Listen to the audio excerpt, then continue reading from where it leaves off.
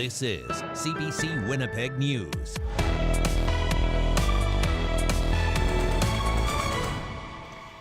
Good evening. Thank you for joining us. It is being called the biggest healthcare capital project in Manitoba's history. The Health Sciences Centre is in for a massive upgrade. CBC's Ian Fraze reports now on one of the Tory government's final promises before calling the October election. Smiles all around for a day health professionals have waited for. Senior physicians were reminding me that they tried to get the general centre done since the 70s. The promise is $1.5 billion over 6 years to upgrade Manitoba's biggest hospital, Health Sciences Centre. This is yet another historic investment into healthcare with the largest health capital investment in Manitoba's history. The project will replace the adult bed towers that often kept multiple patients to a room with a new 10-story tower with 240 patient rooms focused on privacy. For the vast majority of patients in medicine and surgery, the private room is the standard. And it's not just a standard for patient comfort and family comfort. Those things are very important. Infection prevention and control make it a modern-day standard. The project will also create more space for complex medical procedures. The expansion will be built in the heart of HSC along Sherbrooke Street, between the Children's Hospital and the Rehabilitation and Respiratory Facility. Officials say the rebuild can start immediately because they now have the space to temporarily relocate some HSC programs while demolition and construction takes place. They'll move to the Manitoba Clinic, a private medical clinic that was just acquired by HSC Foundation through creditor protection.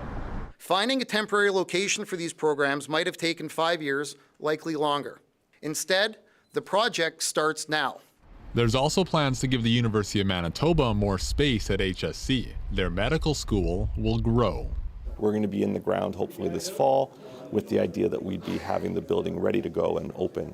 By the time we start seeing now a successive class size of 140 coming through. NDP health critic Uzoma Asaguera says Manitobans shouldn't be swayed by the government's big-ticket spending. The PCs are coming out and making these massive announcements in the hopes that Manitobans will forget their terrible track record on healthcare the past 7 years. The NDP says the government's record on healthcare should be remembered for cuts like the closure of 3 Winnipeg ERs. Ian Fraze, CBC News, Winnipeg. 7 riders were injured this morning when they crashed during a cycling event at the World Police and Fire Games. The 55-plus and all-women's road race was held at Birds Hill Park.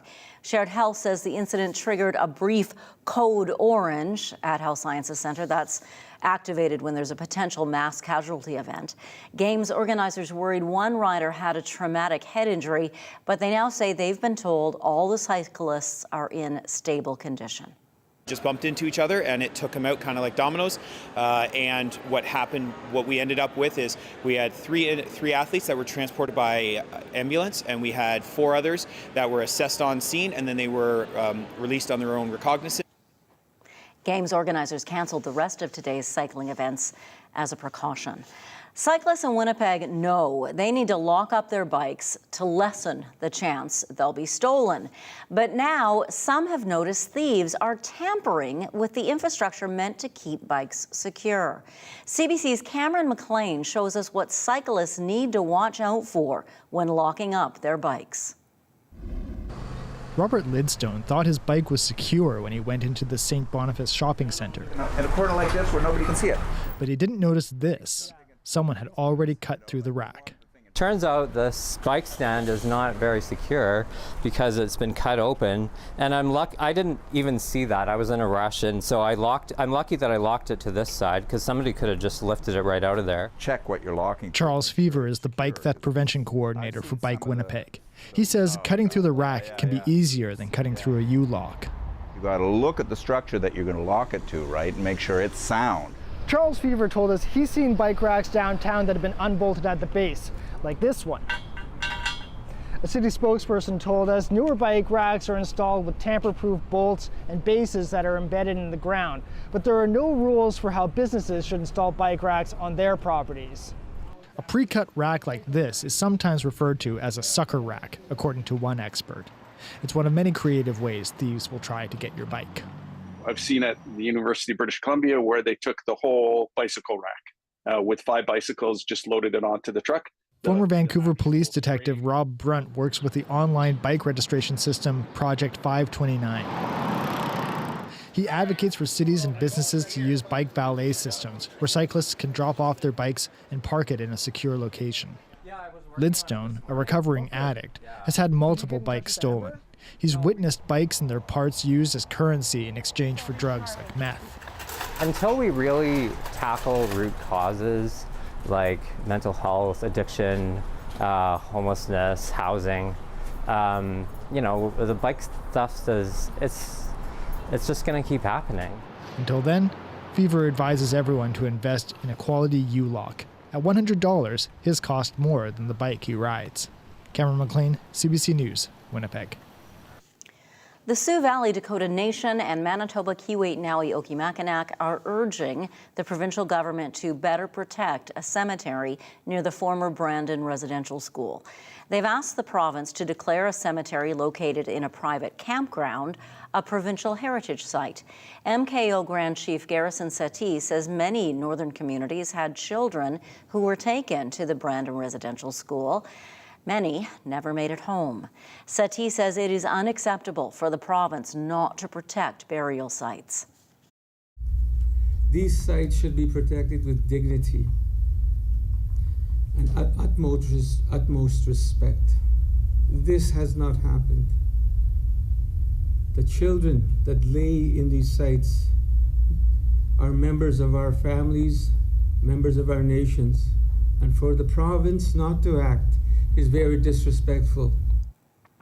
The province did not commit to protecting the cemetery. It says talks between the City of Brandon and the campground owner are ongoing. New specialty license plates will be available in Manitoba this fall to help raise money for families of missing and murdered Indigenous women, girls, and Two-Spirit people. Manitoba Public Insurance says it will offer 2 designs, one featuring a red dress and another featuring a red hand mark. Each license plate will cost $70, $30 of which will go to a charity in support of affected families. A forensic anthropologist who led a feasibility study into searching Prairie Green landfill for the remains of 2 murdered First Nation women is confident it can be done in a way that protects searchers. And as CBC's Josh Crabb reports, another expert is now weighing in to agree. The hurt never goes away for Donna Bartlett. The remains of her granddaughter, 26-year-old Mercedes Myron, are buried in a landfill just north of Winnipeg. I would like them to go and dig, start digging and find the women, find them, bring them home. According to this federally funded feasibility study, police believe Myron and 39-year-old Morgan Harris were killed by the same man in May 2022 and left in the same dumpster just days apart. Their remains were then taken in the same garbage truck to the privately owned Prairie Green landfill. Forensic anthropologist Emily Holland helped lead a proposal to search it. It's possible and feasible to search the landfill. Holland says the proposed search area is about the size of 2 Canadian Football League fields. Dumping on 2 cells within the landfill stopped when police learned the women were there. 34 days of waste would have to be excavated and examined on conveyor belts. We wanted to propose a method that we thought would have the highest probability of recovery. Landfills emit toxic gases such as methane and hydrogen sulfide. The search site has a total of 712 tons of asbestos. 12 tons were taken there in the 34-day time period. It's all in double-wrapped bags, similar to this one. The yellow ones sometimes stand out a little more. David Ganetsky runs an asbestos removal company. He says digging with an excavator while an observer watches nearby would be risky if a bag is punctured. But he says watering down the search site would help prevent asbestos fibers from getting into the air. as long as they had the necessary training, they took the necessary precautions, wore the right PPE. I think it absolutely can be done in a safe manner. Searching could cost between $84 and $184 million and take between 1 and 3 years. It's certainly possible, though, that it would take a lot less time and cost a lot less money. The report says not searching could cause more distress to already grieving families. And it's so surreal because any kind of nothing. It really hurts. Holland says there's no guarantee of a recovery, but she hoped the study would start a conversation about searching this landfill. She hopes governments are still willing to talk about it. Josh Crabb, CBC News in the RM of Rosser. Unionized staff at Manitoba Liquor and Lotteries say they will be off the job again tomorrow, but back to work on Friday.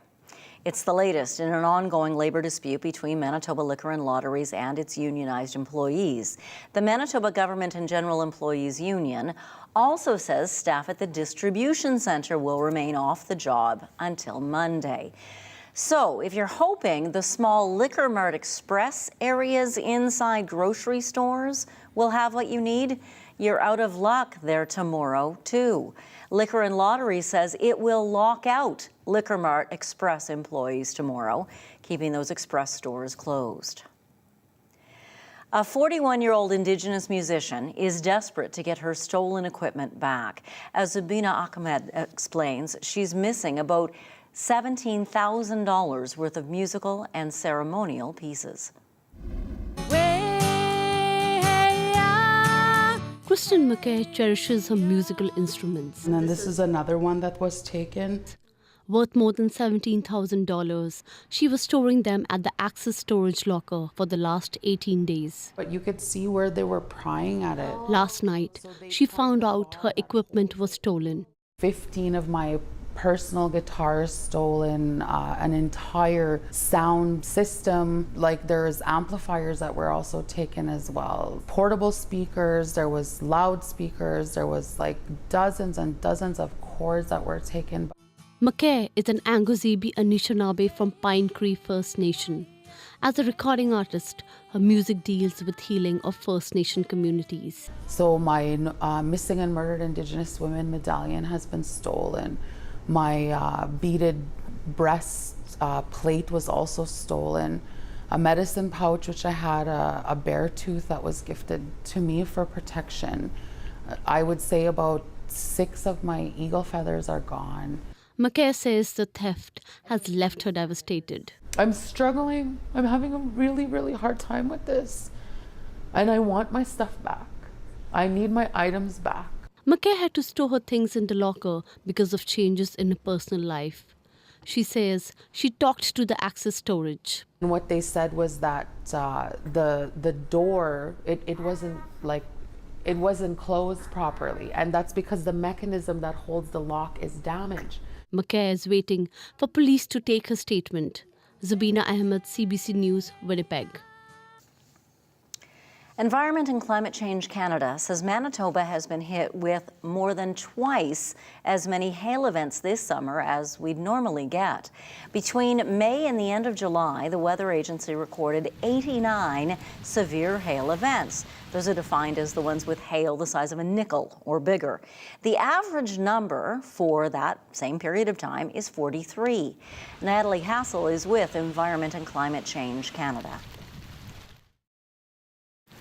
It's been a busy season and is likely to continue being a busy season. Furthermore, a good number of these events were for hail up to golf ball size or larger than golf ball size. So it's been a season with quite a lot of rather large hail as well.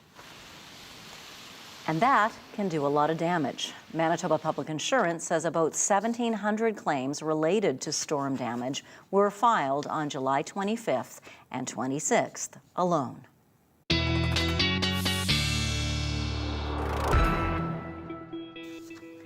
So further to that, I was at the car wash the other day behind a car that was completely covered in dents. I had never seen a hail damaged car like that in my life, but It also had rust on it. So there you go. So maybe all that hail happened this summer. So many hail events. Nothing in the forecast that looks like hail at this point. You know, I did have a slight chance of an isolated little shower or storm this afternoon, and you look outside here in Winnipeg and you see absolutely nothing, and you don't see very much on satellite or radar, but starting to see a few little items around, and I'm going to show you those in a second. 29, that's the airport temperature. I checked the Forks at 31, and north winds not stronger than about 10 or 11 kilometers per hour all day today. At one point this afternoon, it was 29, and the winds were at 5 kilometers per hour, so almost calm. Look at this satellite and radar. Not much to see here. There is some action in the north. As a matter of fact, we've got a severe thunderstorm watch in northern Manitoba right around this cloud right here, right around God's Lake, down through the Shamattawa area.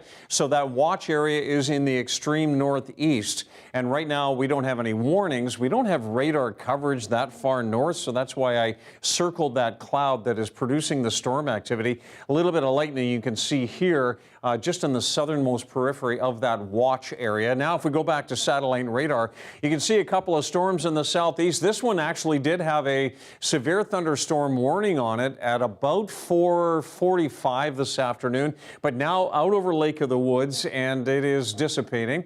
We do have a couple of returns on radar just to the west of the Red River Valley and to the south, but they seem to come and go here, and right down Highway number 12. So this one is right down Highway 59, so this is to the southwest of Steinbach. No watch or warning on that storm, but these are the little pockets of showers that I was talking about with Janet at the desk. And this whole shaded area here, northern Saskatchewan, northern sections of Manitoba, is an air quality advisory. We do have thicker smoke across the north. This is the yellow area you're looking at. And if we forecast this smoke plume into tomorrow afternoon, it seems to slump a little farther to the south. So tomorrow, 2 in the afternoon, around mid-afternoon, we could start to see some hazy conditions, but then on into the evening and on into Wednesday, that will dissipate here across Manitoba, but there is more thick smoke in northern Saskatchewan. All right, looking at these little pockets of showers here in the south on Futurecast, and you can see there's a lot more action in the north, but these ones in the south really dissipate tonight, and as we head into Thursday, it's a pretty sunny day right across the province on Thursday. I don't see much action here for the south, central Manitoba. In the west, we'll start to see a little bit more cloud and maybe some showers late Thursday, but certainly into Friday morning. Looks like more of a widespread rain event across the north with showers and storms. And then around supper time, we start to see a little bit of that down through southern Manitoba, but barely any of that reaching the Ontario border until the overnight period. And across the north, we still do have some rain heading into Saturday. So 15 degrees tonight, nice cool down after such a warm day. Sunny tomorrow morning at 18 and then 29 in the afternoon. And again, not much wind to be seen at all. Here are the temperatures across the north. Lots of sunshine or a sun-cloud mix, and a pretty quiet day here across southern Manitoba. 30 in Brandon, 28 in Portage, 29 here in the Winnipeg area. Some 30s as well in some locations across the south, and then fairly warm and sunny in northwestern Ontario as well. Janet? Thanks very much, John. We'll check in with you a little later in the program. The Prime Minister, Justin Trudeau, and his wife, Sophie, have announced they are separating after 18 years of marriage. We'll have the story after the break. You're watching CBC Winnipeg News.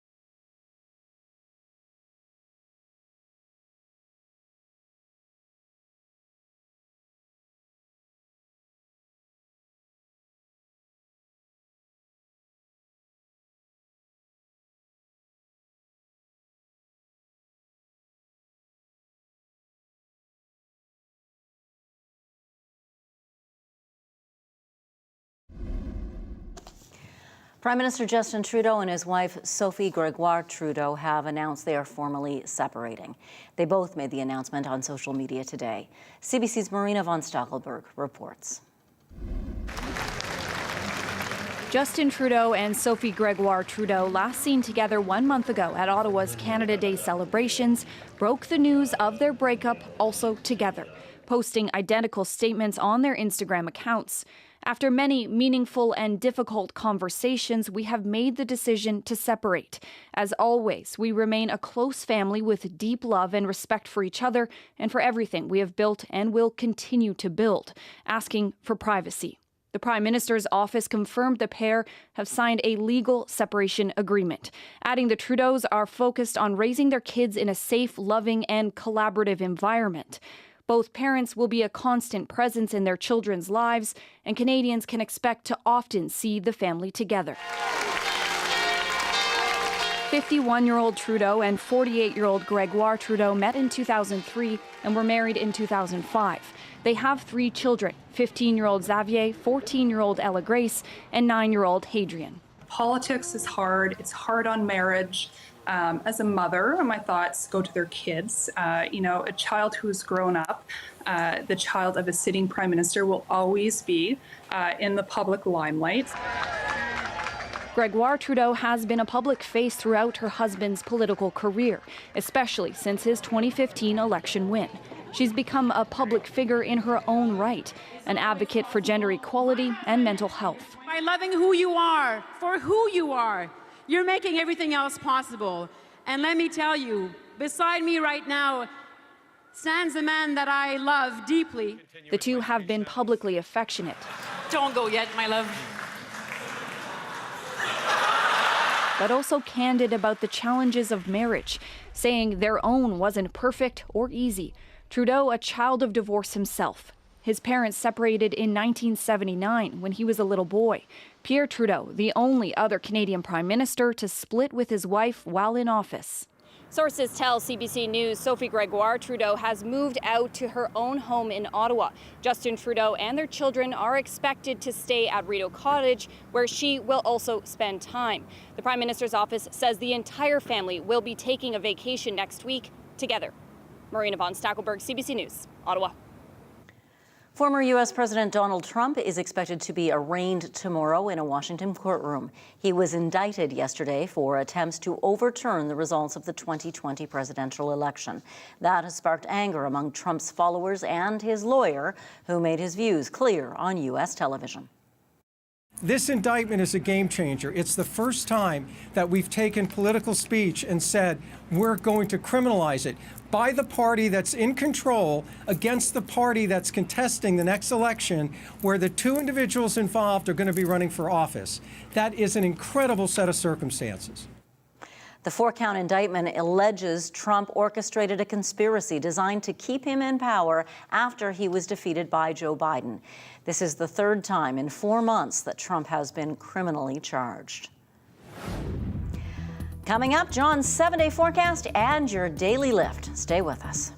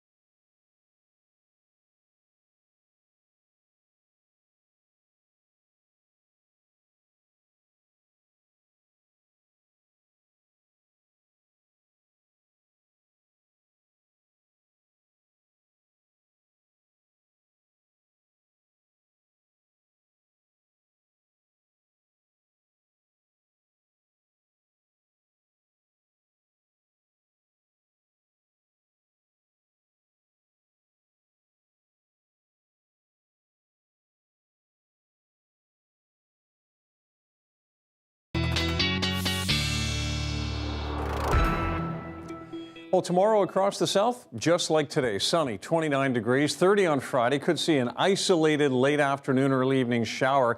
Then this is what your weekend looks like, possibly a couple of showers on Sunday afternoon.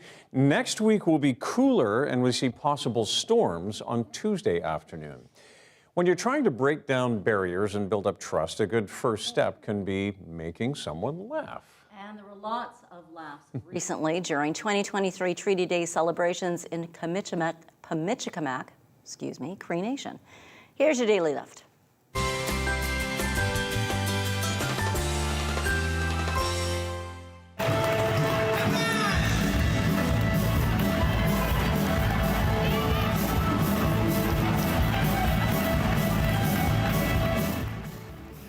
Now, dancing may not be a standard part of RCMP training, but luckily, Corporal Crystal Caribou and Constable Alex Boland of the Cross Lake RCMP detachment had all the moves they needed to compete in the funniest jigging contest earlier this week. When Manitoba RCMP posted this video on their Facebook page, John, they forgot to mention what the judges thought of this performance. But judging from the laughter and the cheers, the crowd certainly got a kick out of it. Oh, they certainly did. I think I saw a little bit of the sprinkler in there. Thank you for being with us tonight. See you soon. Good night.